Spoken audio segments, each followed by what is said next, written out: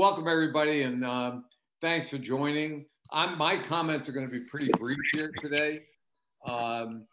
And welcome to Tracktown Talks. This basically is the deal that will be all of the information that's inside the oval and also outside the oval. This is the first of 4 installments that we will have. And the key is to connect the community with what's going on currently on the University of Virginia track and field program, and to collaborate with all the groups that we have on the call. So I'm excited to welcome you.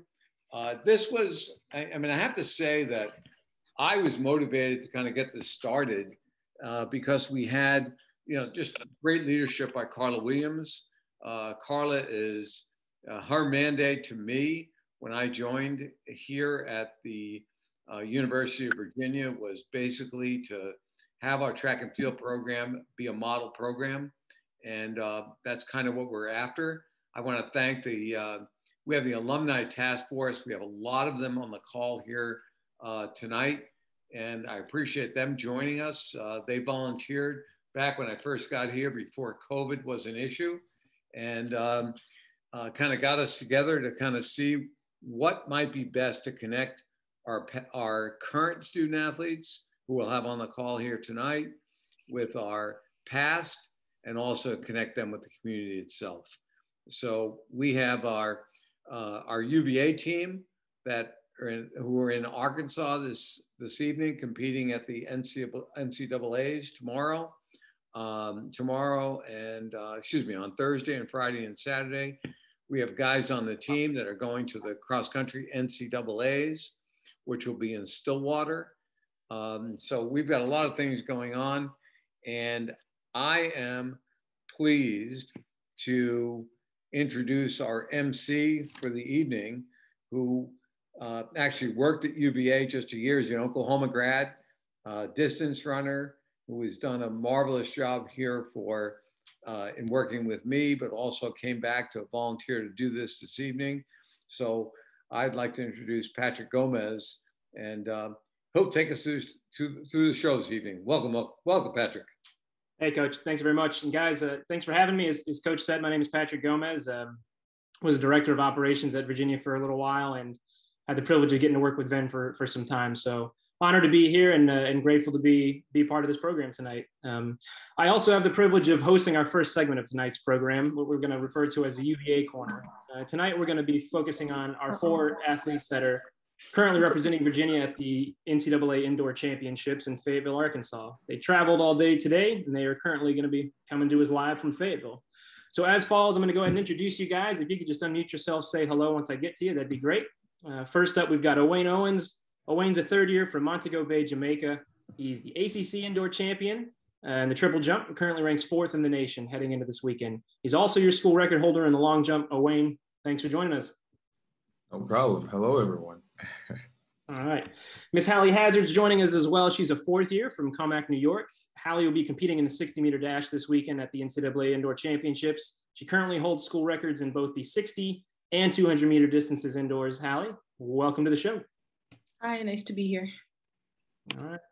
Our third individual is Miss Jada Seaman. Jada is a young 2nd year from Pikesville, Maryland. She's now a 2-time ACC champion as a 2nd year, might I add, in the long jump. And she was also the school record holder in the 200-meter distance earlier this year before Hallie swept in and took it away from her. But she is still currently the school record holder in the indoor long jump. So Jada, welcome. Hi, thanks for having me. Yeah. And last but certainly not least, Miss Alex Still. She is a 3rd year from, don't hold your breath, this is a mouthful, Aberdeenshire, Scotland. Alex will be competing in the pentathlon this weekend. She set personal bests in no less than 3 of her 5 events at the ACC Indoor Championships just 2 weeks ago. Alex, welcome to the show. Hi. Hey. All right, guys. So first thing I'm going to kick off with, I think, is kind of a question that's probably on everybody's minds. And I'm just going to ask this as a blanket question to all 4 of you. Please feel free to chime in as you see fit. Let's talk a little bit about the 2021 season. Obviously, it's been a very abnormal year for athletics, for academics, globally, as well as here at home. what does the 2021 season look like for you four? And what are some ways that you've kind of had to adapt and overcome the current climate, both in athletics and as just a university student here at Virginia? Who's going to kick us off? Hallie, Jada, Alex? I'll start. Yeah, it's definitely been very different from the past with traveling, wearing masks, and then having to get tested on a regular basis. It's definitely been different, but in terms of training and competition, I would say the objectives are still the same, and that's to perform no matter what the circumstances are, and, you know, to go out there and do our best. I'll go ahead. I can say this season has been nothing short of difficult because for me, you know, being on a team, the things that I value most is that family vibe. And we haven't been able to exercise a lot of that this season because of, like, you know, no gatherings and stuff like that. So it's definitely been hard. And, you know, when it comes on to discipline, that was the number one thing for all the sports teams at UVA. And that's been hard because what was normal last year is kind of being reckless this year. And so we had to find that, you know, that sweet spot where we're not being reckless because we want to have our season. So it's been hard, but, you know, the discipline that all my teammates showed, all the other teams I've shown, like, it definitely paid off. And that's why we're here today. Yeah, when you talk about that difference in terms of competition, and I think back to the last jump of your ACC championships in 2020, when you moved up into second and the team rallying around you down at the pit. And then I contrast that with seeing the video of your ACC championship winning jump this year. And it's like, it's just silent. It's just you and Coach Wilson high-fiving, and it just looks so different. Talk to me about that. I think that, you know, when you compare both of those jumps, I feel like if I had the same crowd a year ago that I had the ACCs a couple of weeks ago, it would have been a completely different result. Because as I said, what I value most is the team vibe. And if I can see my team behind me supporting me, then it makes a difference in how I compete, how I act, and everything. And, you know, not having that this year was tough, but it came down to discipline. I had to discipline myself and tell myself that the team is not here, but I still have to make the most of what I have right now. And that's what I really had to do at this ACCs. But, you know, I look forward to having that, you know, that family vibe again, because it really makes a difference, not just for me, but for every single person on the team. So I'm definitely looking forward to that in the future. Sure. Jada, Alex, how is this season looking for you guys? I feel like Owens summed it up pretty well, because, like, in terms of training and everything, not much has changed, but I feel like we're really missing that social aspect of it all.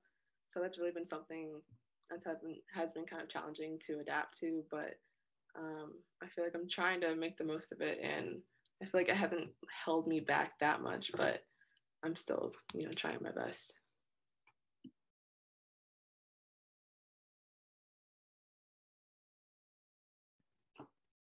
All right, Alex, care to chime in before we move on?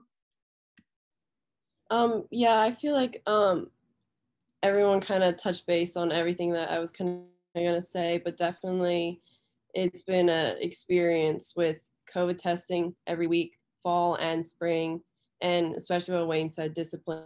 Like, you can do things that we used to do as an athlete, as a college student. So I think that's been difficult in a sense, but also helped us as athletes to be more of an athlete, if that makes sense, I would say. Yeah, absolutely. And looking at it from the other side of things, I want to call out Coach Wilson and Coach Freeman. It's y'all's four athletes that are in Fayetteville this week. And what has it been like for you guys this season in terms of coaching in this environment?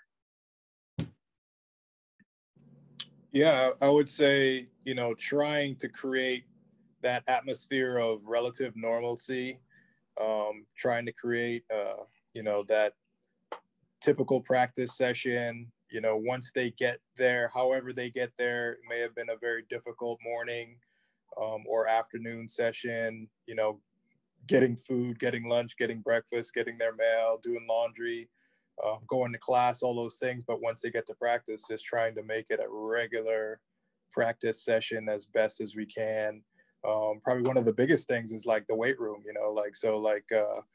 because of the COVID restrictions, we as coaches are used to being in there with our athletes, and we're not allowed to be in there. So, having to just kind of like put that trust in other people, and increasing the size of our unit as coaches has been something that we've also had to get used to.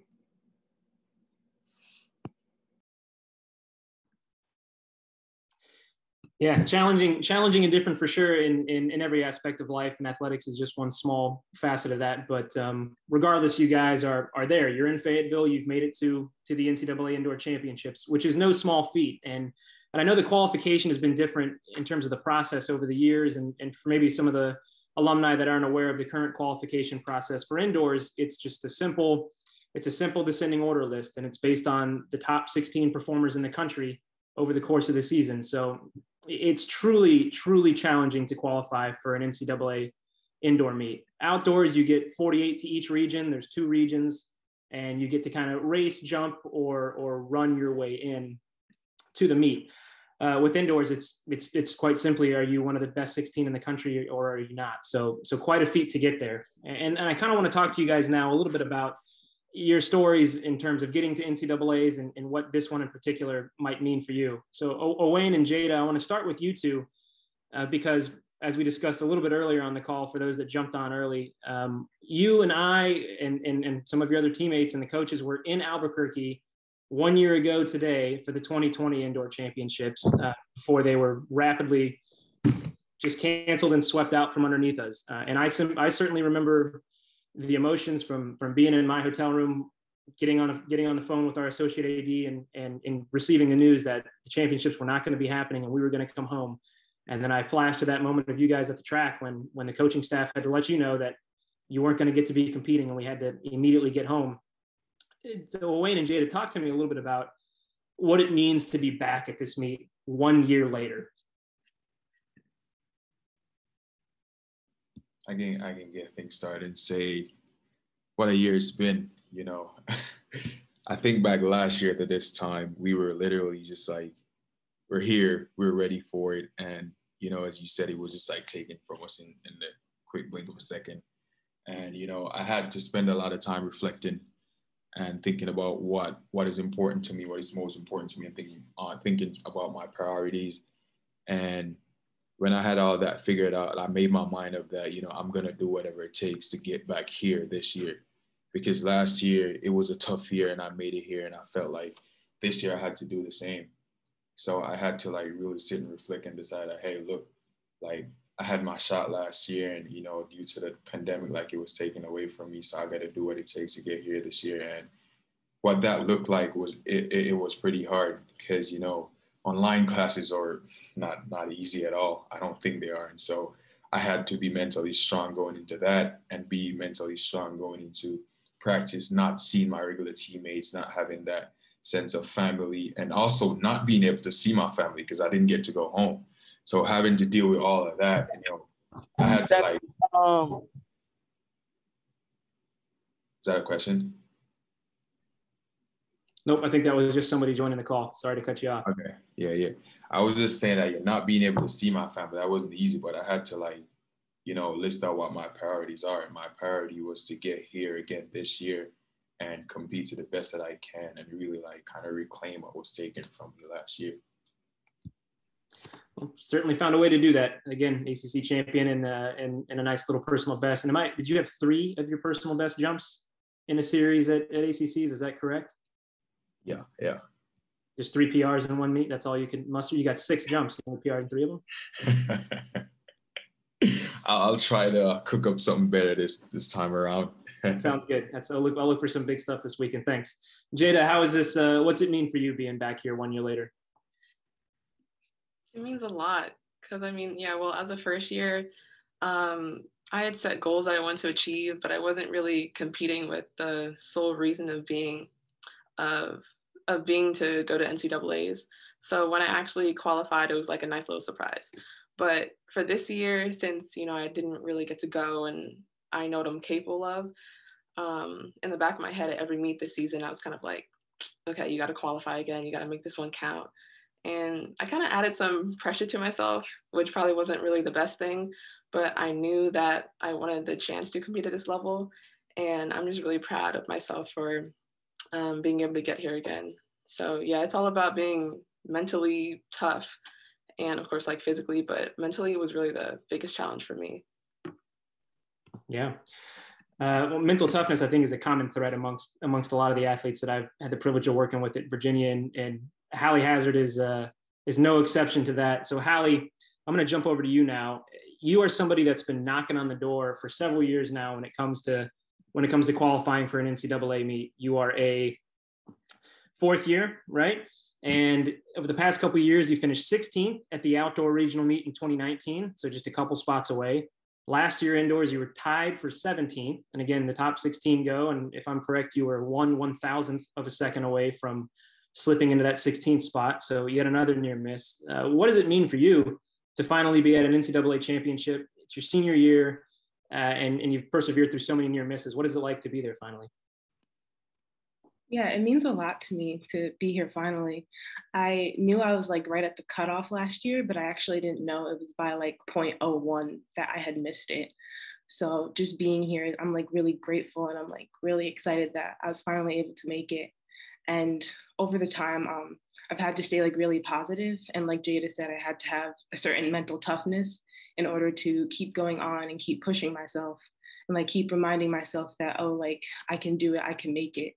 And I always remind myself that when I compete internationally, I compete against a lot of those girls that are usually in the finals at nationals. So I knew in my mind that it wasn't a matter of if I can make it, but when I make it. So to be here, I'm really grateful, and I'm so excited to compete this weekend. Well, we're excited for you. And again, I've been to many of your sprint practices, and toughness is certainly one of the first words that comes to my mind when I think about you. So congratulations.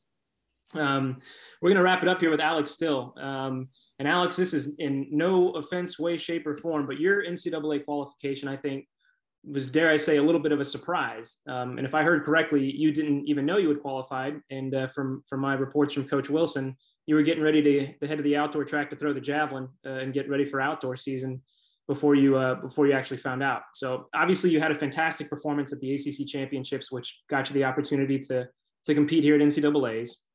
But talk to us a little bit about that ACC Championship experience for you and taking such a large leap forward. Yeah, so I actually didn't know I qualified for the NCAA Championships until Coach Wilson posted something on his Instagram, like, of my results. So, and then he texted me after, and I was really surprised because there was one conference still behind us, and I was waiting to see what the girls were going to score at that conference. But kind of what all the athletes have said so far, ACCs was a huge mental thing for me. Yes, I was physically in shape, but each of my performances and each of my events were basically mental. I knew that my first couple of years here at UVA have been kind of rough.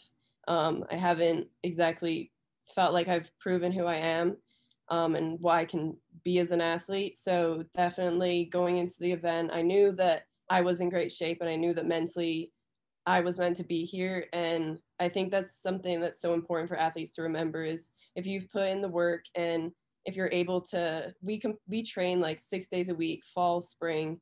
So I think something key for me was to just remember that I put in so much work that now it's time to put it into a competition setting.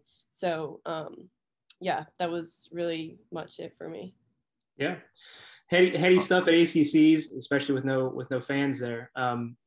I suppose what changed for you, if anything, in the last year in terms of your success? Can you point to anything in particular that led to that progress for you?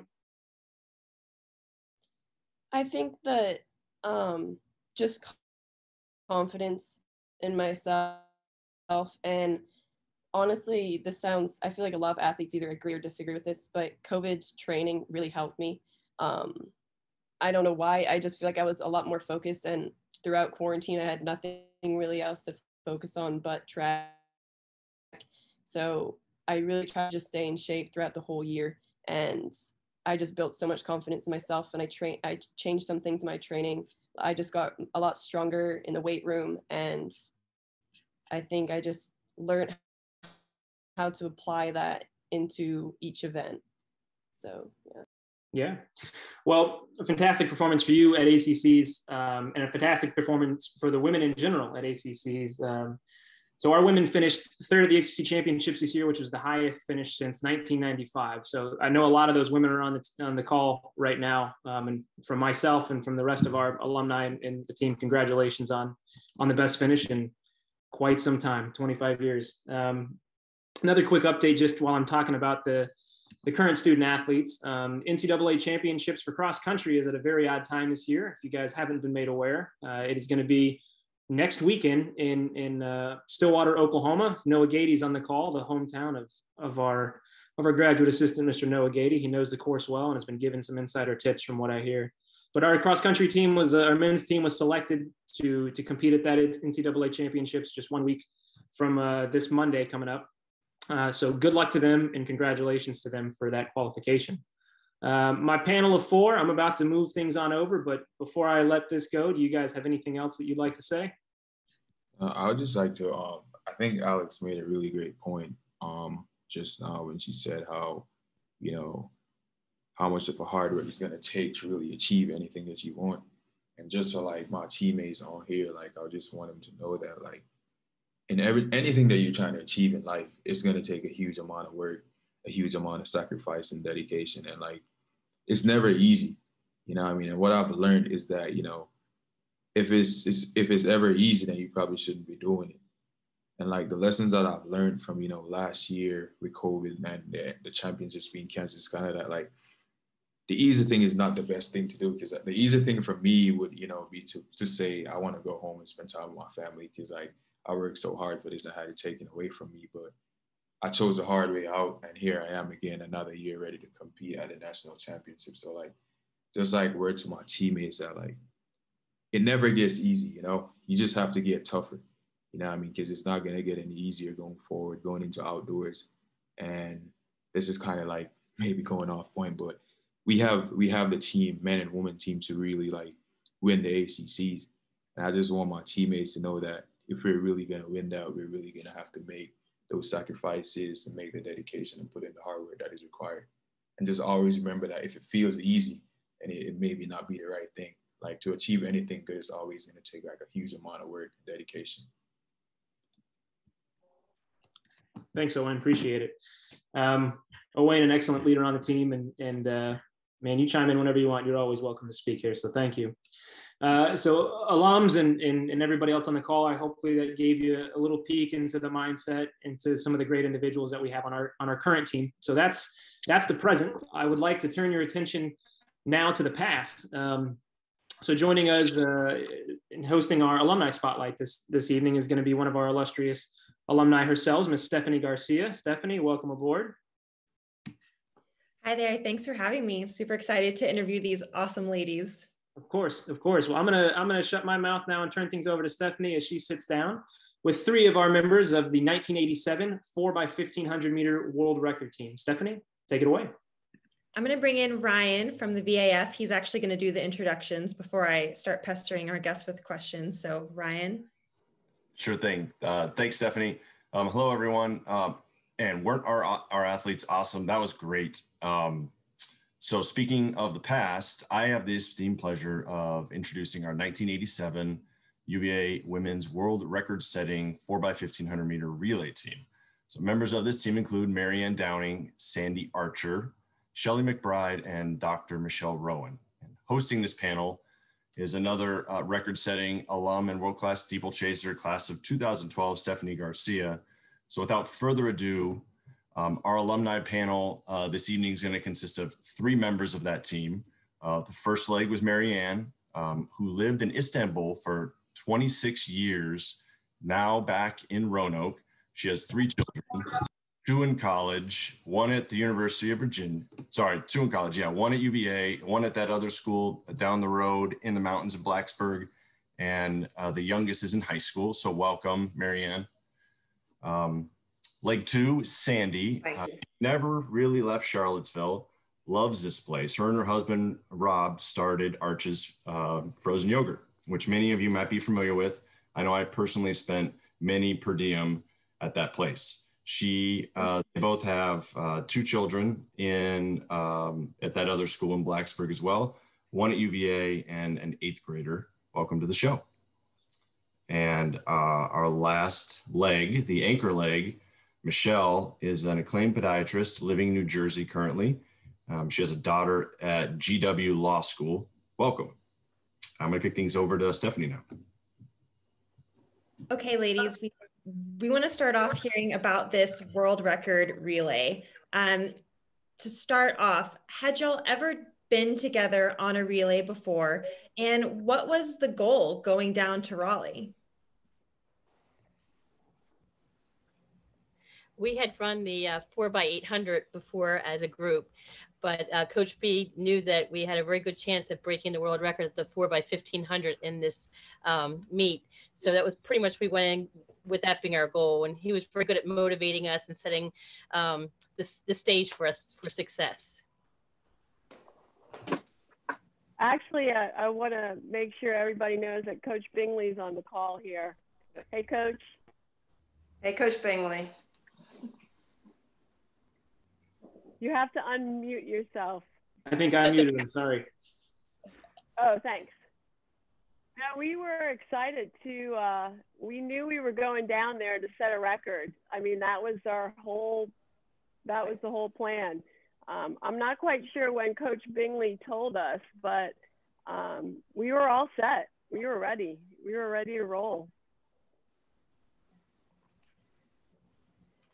Right, Coach Bingley, he basically said there's a 4x1500 relay down in Raleigh, and you guys are gonna break the record. We're like, oh, okay. So yeah, I'm not sure how far in advance he told us. I don't think it was too far in advance. I mean, that's an intimidating prospect for sure. Now, Michelle, you were the anchor leg. What do you remember from that relay, from your time on the track there? I remember before the race, we were singing a song, You Can Lean on Me, and it kind of got us all pumped up. And then it was a blur. And then it was a blur till my leg when I heard Coach B yell, "You're 2 up, you're 2 up." And I didn't know, does that mean we're like too fast or too slow? So the whole time I'm thinking, wow, I need a clarification. And I just kept running thinking, well, I better assume it's too slow and go fast. What was the reaction when you guys crossed the line and knew that you had set the record?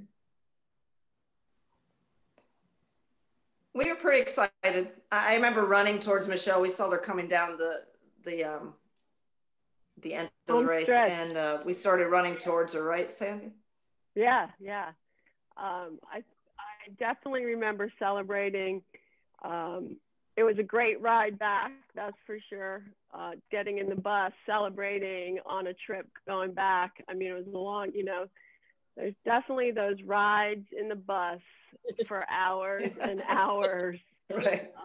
And hours. Right. No airplanes. Yeah. Right. So there's definitely celebrating going on.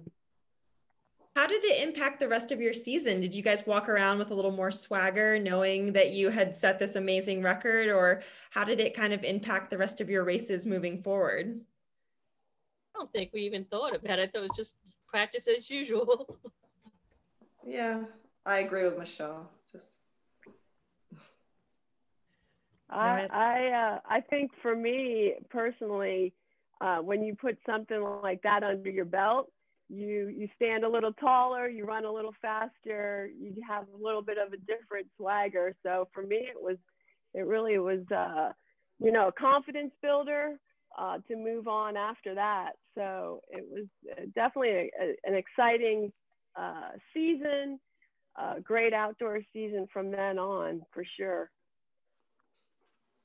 So I know that when we talked on Sunday, you guys were sharing some of your memories from your time training at UVA and in Charlottesville. And what I loved was that so many things that you guys did, a lot of the runs you did were things that me and my teammates did. So I'd love to hear if you guys would love to share one or two of your favorite memories from your time training.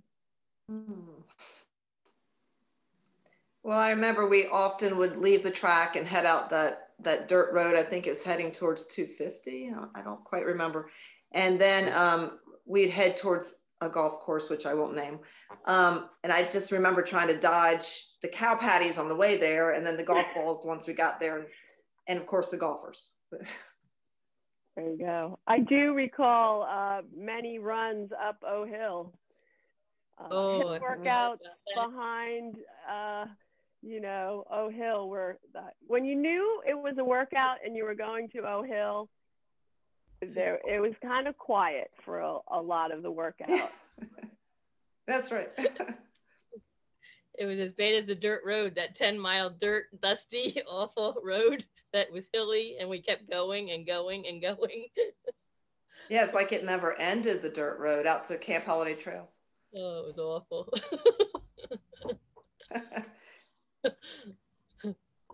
So where has life taken all of you since competing at Virginia?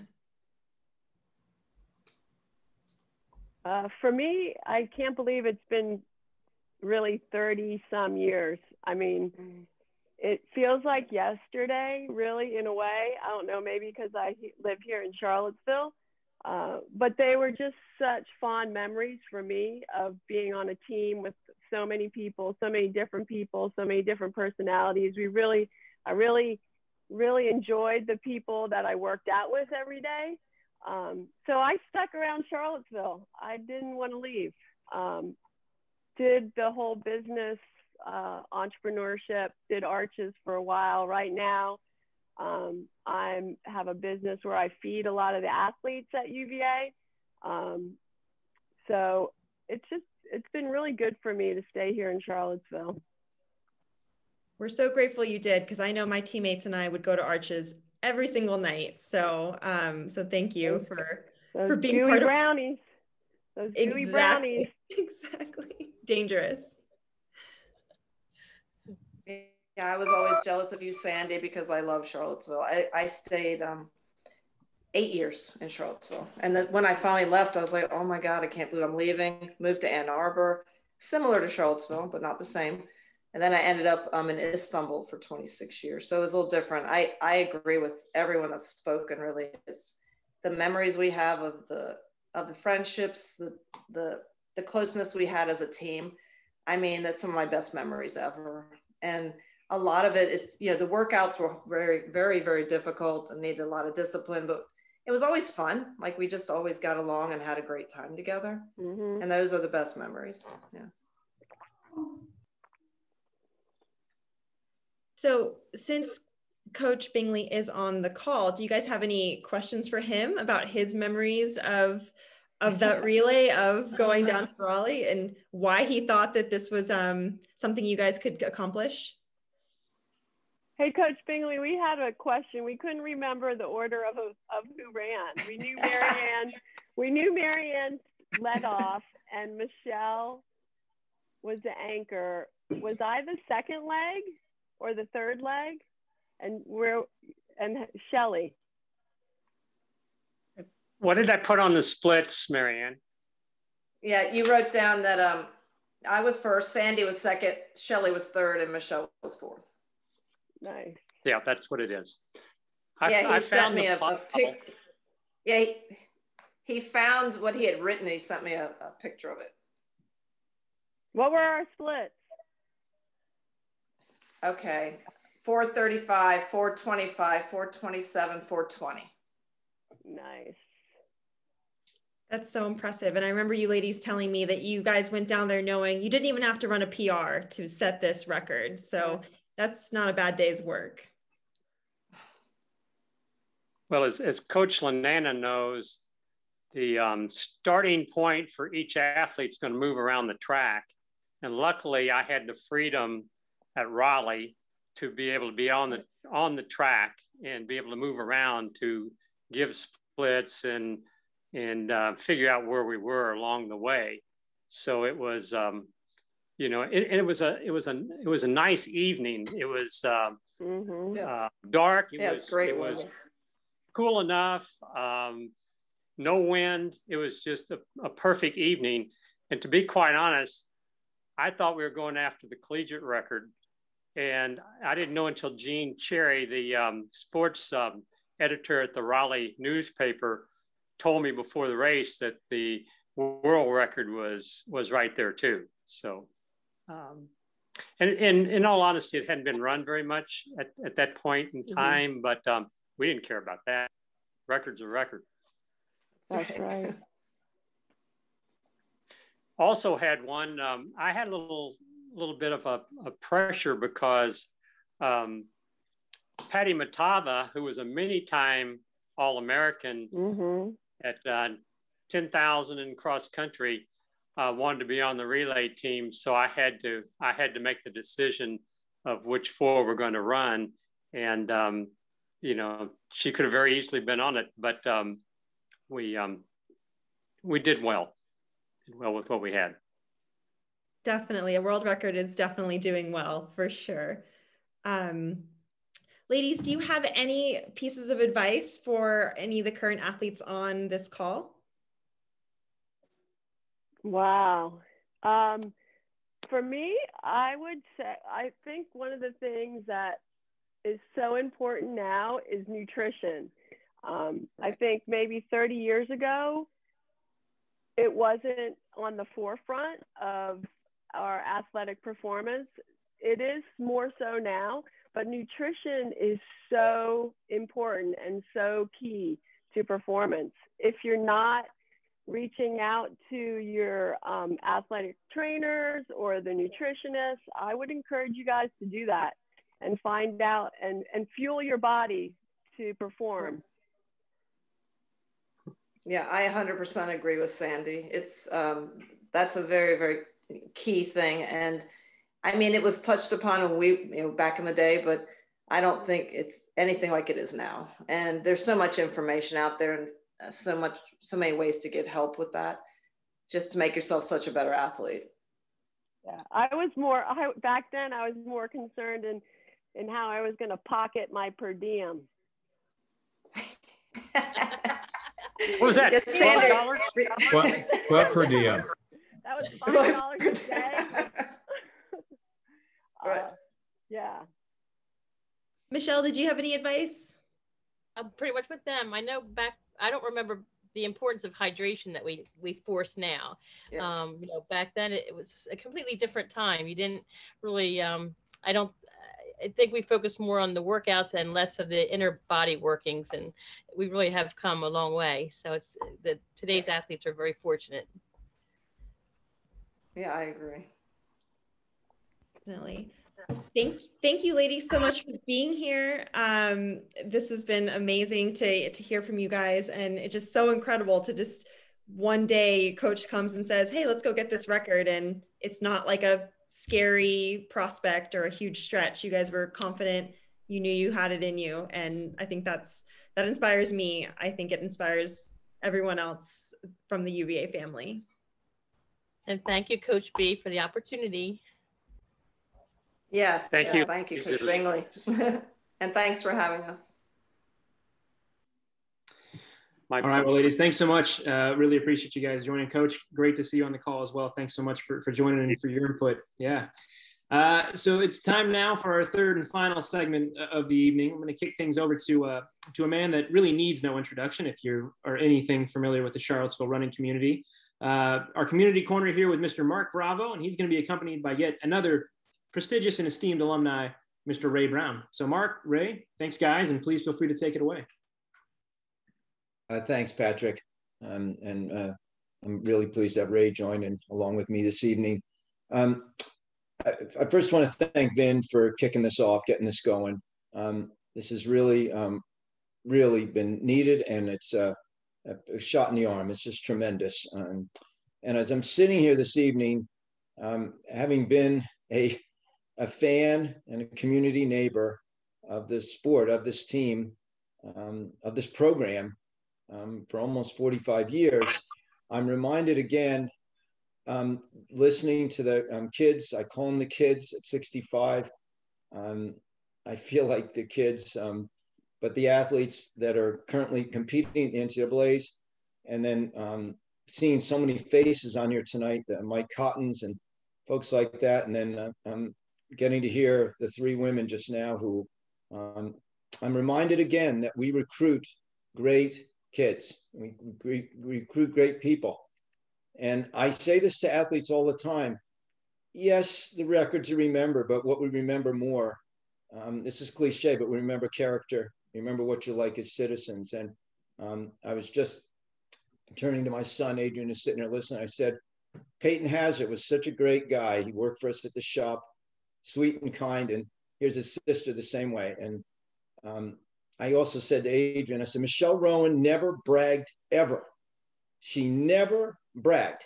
And she had the school record in the 1500 for a long time, I believe. And Marianne and Sandy the same way. And you're totally forgiven that swag. It's to stand tall when you break a record, but you guys are all class. And I feel like, Vin, we've got the same athletes here today. So anyway, I'm really honored and thrilled tonight to be hosting, along with Ray, two pretty doggone special people in our community, Ahmad and Will.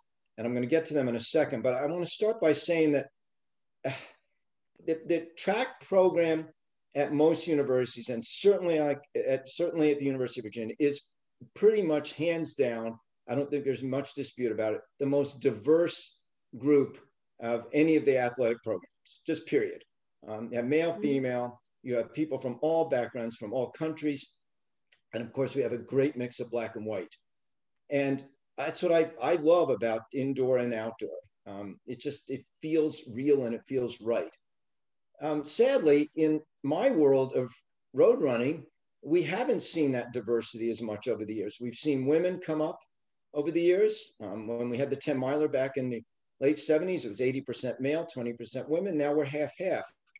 But one thing that hasn't changed much over the years is the emergence of participation by African Americans. And I've racked my head. I've tried recruiting. I've tried all kinds of things.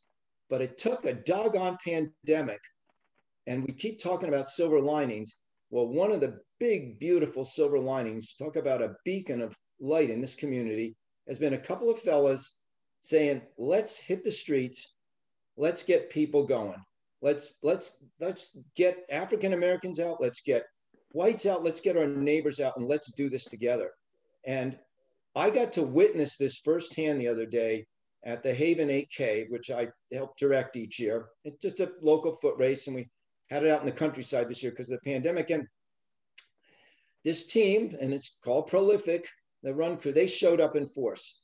And it was like a thing of beauty to watch it. They showed up early, a lot of the folks that are participating, and they cheered one another on. But then I began to see, in a clique, people cheer for their own people. And this is both black and white. But at this race, they were cheering for everyone. And I mean, genuinely.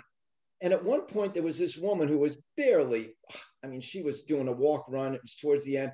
And a bunch of the ProlyFyck folks had hung out. And here she comes down the road. And you would have thought it was, LeBron James coming in, or it was, Bruce Springsteen. It was, they went nuts.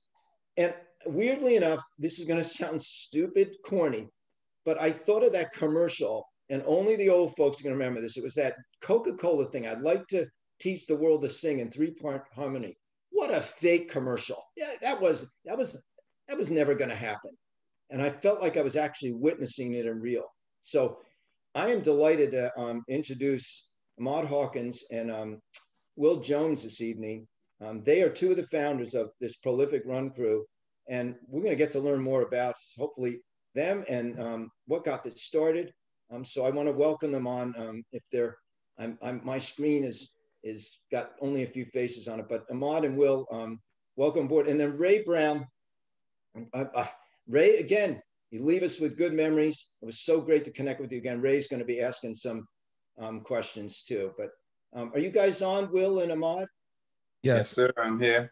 Thanks for having me. And I just want to correct it. I wasn't a founding father. Will was, and Will was one of the guys who inspired an old sprinter to not have that fear of running on the road. So Will, I give credit to Will for being the founding father. I just joined a great movement.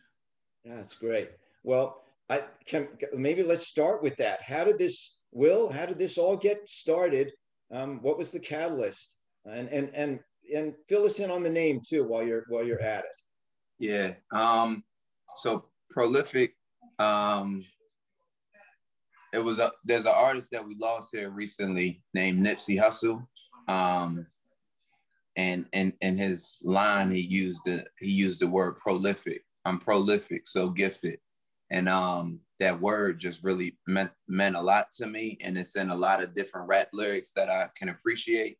And so me and some guys that wanted to start a movement, so to speak, we played with the word prolific, and we couldn't spell it the regular way because someone already had it. And so we took the I's out and put in Y's and then added the CK on the end. So that's just where that name comes from. But the Run These Streets route that we use was really birthed out of me just wanting to see myself running on the road. And so once I started to run, I started to, on purpose, run through these different neighborhoods, these Black communities that we were kind of placed into. Some of us call them hoods, some of us call them ghettos. And so I would, on purpose, run through those neighborhoods in Charlottesville so that I could see my people and so that my people could see me. You know, some years after doing that for a while, I introduced it to Wes, and Wes came out and ran with me. And then we started like, yo, let's really start getting some of our people out to run. And then Ballhawk was one of the fellas that we just knew, you know, Ballhawk is the man. He has a lot of respect in the community. And so once I saw him start to run, I just started asking him like, yo, man, come out. And after a while, Ballhawk came out. And like you said, he is so involved as one of the leaders now. He does feel like a founder of the whole movement. And so I don't have any issues with him being on it as, you know, as like him being regarded as one of the founders, because I think his energy has always been involved in it. Well, Will, let me ask you a question. I've run a whole bunch of miles in my life, and no one has followed me around to run with me. So you gotta tell me a little bit more about this story. I mean, were you interacting with people? What was your background on top of that? Because I've done a lot of coaching and worked with kids, and every distance runner knows that running is used as punishment. Yeah. And that's the one thing a coach that has any sense makes sure not to do. So we got a lot of things working against us here. So come on, tell me the truth. Go deeper for me, okay? All right. So like you just said, running is stupid. Like we all know that. I will not correct you on that. You heard me right. You heard me right. Stupid. Yeah. Every time it's stupid. I'm a barber. But I love it. Yeah, I love it. I absolutely love it now. I'm a barber, and so I know a lot of people in the community, and so I would run with a dog, and I think that was attractive. And then I also just do like wild stuff. And so I would just challenge people. And I think that just became a little more attractive. Like this Black dude running through the neighborhood with this pit bull behind him. I think it just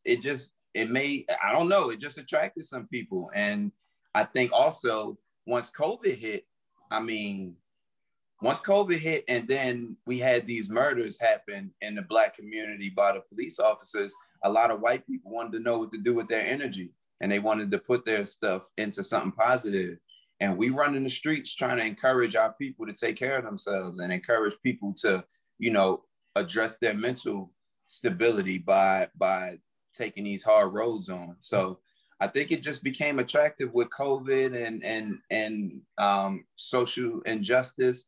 I think people wanted to know where they could put their energy, and it just worked out for them. So sometimes timing has a lot to do with our existence, huh? Yeah, I think so.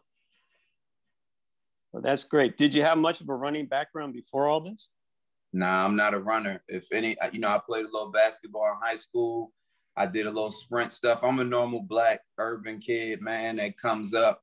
Like you said, long distance is that is not fun. But I was always attracted to boxing. And so I understood from boxing that running was a really good way to sharpen yourself and to address mental stuff and to just get your endurance, your cardio up. And so running was attractive to me for that reason. And then once I started running, I found out that my grandfather ran and competed in some marathons, did the Atlantic City Marathon, New York City Marathon, and started the Boston Marathon, but he got hurt. So all of that stuff is in my DNA, but I didn't learn about it until after I started running. Well, one thing to keep in mind, it's in everyone's DNA. So yeah, as you work, we're born to run. Absolutely. Exactly. And do you educate yourself on coaching methods and history like that? Because as you said, we're made to run, and there's some interesting anecdotes as far as man surviving because of his long distance capabilities in comparison to the animals that they hunted. So, I mean, do you get yourself acquainted with that to kind of help people embrace running even more? Yeah, so I do a lot of kind of natural stuff. So even now I do more like a barefoot style running. So I really kind of get into like the science of our bodies and stuff. I'm doing it from my perspective. I'm 38 years old and I'm just taking on running, but I really get into stuff. So I still have a lot of education to do as far as like run culture and the run community goes. But as far as like how our bodies work, how our feet, how all of we are connected, like all of that stuff I'm really into. So I've rewilded my feet probably about 8 months ago now. It's a term that that people consider what it is returning to barefoot style running. So I think that kind of answers what you just asked me. Like, have I kind of familiarized myself with our mechanics? I would say yeah.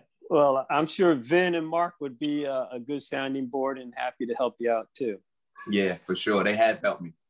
Good. Will, one of the things I noticed, I must say, is that on Saturday when we had the race and you had a great crowd that came out, I was estimating 50 or 60 folks from your crew. And because I coach adults and I have wear the second hat as a race director. So I'm really kind of always keyed in to people making mistakes at races. And everybody looked so doggone good when they came in. There was no one walking at the end. People looked like their breathing was still good. And I even caught you. You probably don't remember this at all, but you about 2.5 miles in, you're singing. Now, what the heck were you singing? That was, I mean, to sing and run at the same time. And I'm an old guy, so I couldn't pick up the lyrics, but you were singing pretty loud as you came by. And I mean, that's you're teaching yourself something about aerobic heart rate and the ability to pace yourself properly. And if that trickles down, your group that's gone from 4 or 5 people is up. I mean, it's upwards over 100 people that you're getting out throughout the week. But, you know, Ahmad too, you know, I'm curious, you were on the track team when you were at the university and you were pretty doggone accomplished. I did not realize this. I had you button hooked as your football player. And I'm curious, to staying on the same theme as Ray, have you been able to parlay that experience into this and also noting the diversity of a track team and saying, here's a sport that's a white man's sport and we're changing that? And are you bringing any of those tools and that connection with the university with you? I'm just curious. I mean, that's the plan, man. I always want to be a bridge with the African-American community in the University of Virginia because I know what it has done for me as an inner city kid from Hampton, Virginia, Newport News, Virginia. So naive and being very fortunate that I was never caught for my mischievous ways. So running track here at UVA as well as playing football, just understanding how I had this misconception about long distance running. As Will said, I still say, I scream all the time, man, this is stupid. Why are we running 15, 16 mile runs? Like, this is stupid. Because anytime I had to just run like a 2-mile loop on a you know, slow day, I hated it. So now I'm running minimum 4 and 5 miles at a 8-minute, 7-minute pace. And you couldn't pay me to do that when I was younger. But now with my understanding of mental health and understanding I needed a substitute from football because football allowed me to release a lot of anger. When Ahmaud Arbery got murdered, And I took that to heart because my name is Ahmad as well. And I live in, the Forest Lakes area where it's not too many African Americans. And I'm running through that neighborhood. So I took that to heart.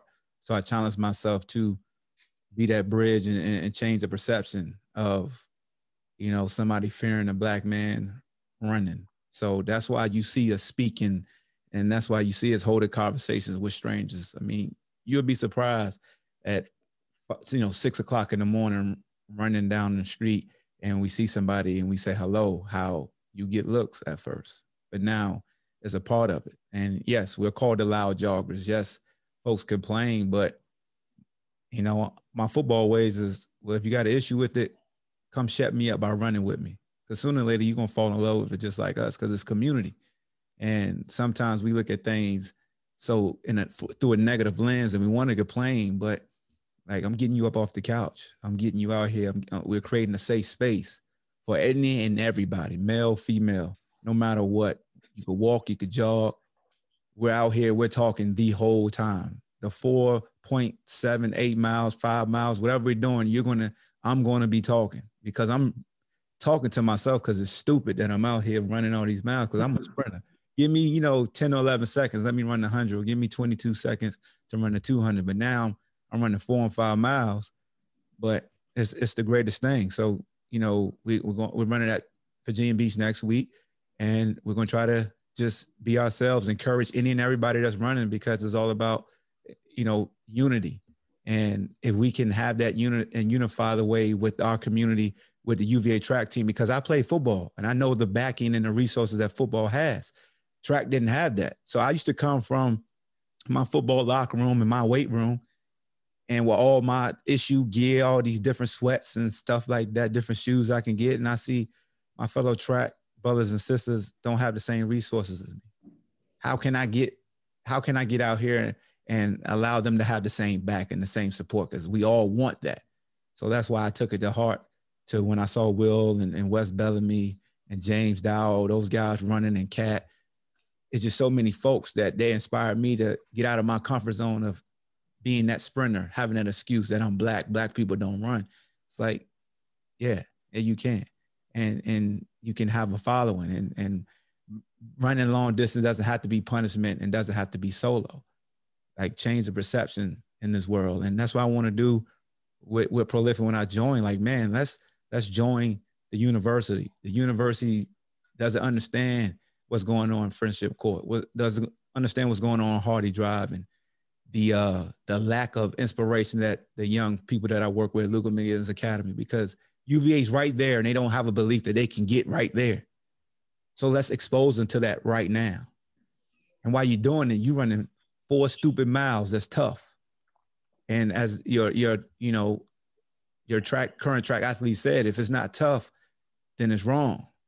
So that's why I go out there, because it's tough every single day. It's not easy for me running these 4 and 5 miles, but I'm embracing the suck, because I'm being that much greater. And we're trying to make this community and this relationship between UVA and, downtown Charlottesville. We want that connection to be great, because there's a lot of greatness that's lying within those neighborhoods in which we run in.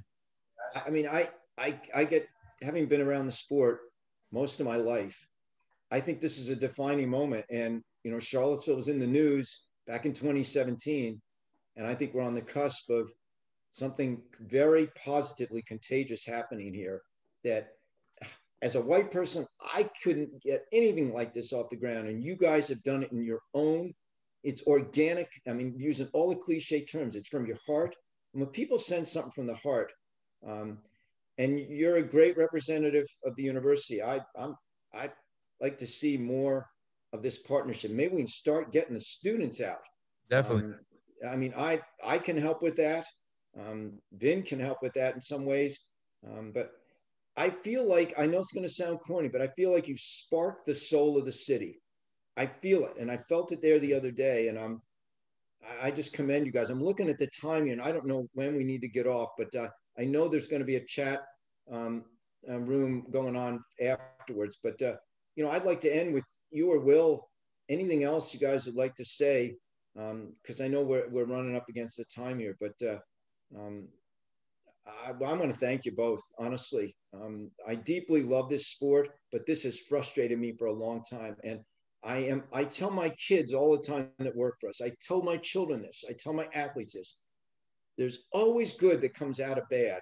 And you guys have come out of this pandemic and all of the horrible murders we had with something really positive that, I mean, I feel we need to continue celebrating it. And any support we can give you, I mean, I got to believe most everyone on this call this evening is just as inspired as I am. So I see Patrick nodding there, but he may be nodding to say, Mark, shut up. No. This is great, man. I've thoroughly enjoyed this. And Ahmad, Will, there's a lot of people asking in the chat where and how they can join you. Can you guys tell us where and when you're meeting? Yep. I saw it go in the chat. We meet at the Thomas Jefferson African American Heritage School there. Monday, Wednesday, and Friday mornings. We meet at 5:50. Our walker crew leaves out. So we have a walker crew, we have a cruiser crew, and we have a regular runner crew. So some walkers leave out at like 5:45, and we have another crew that leaves out at 5:50. Then a cruiser crew leaves out at 6 o'clock.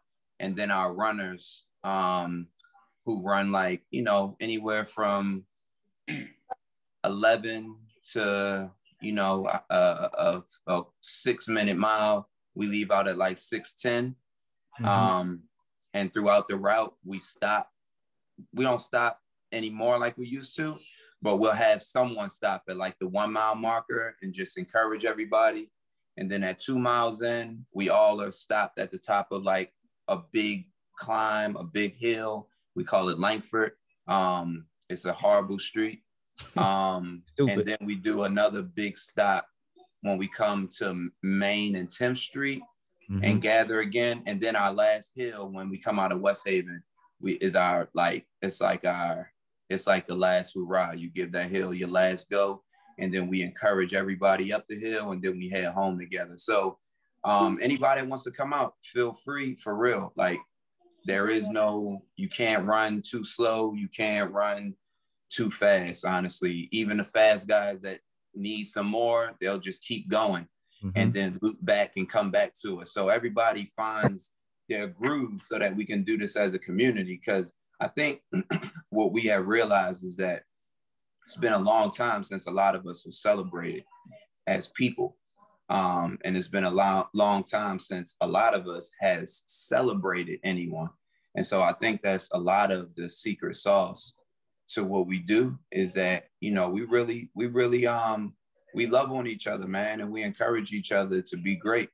And so, you start your morning off like that, your day really goes different, man. And I think before long, it turned people who weren't runners into people who really are like considering challenging themselves in big ways. I mean, we're going to the Shamrock race down in Virginia Beach, and we got over 60 people competing between the 8K, the half marathon, and the full marathon. We might have 10 full marathoners this time. And so I really am, I think that we have done something special. I think A12 contributed big time. COVID contributed big time.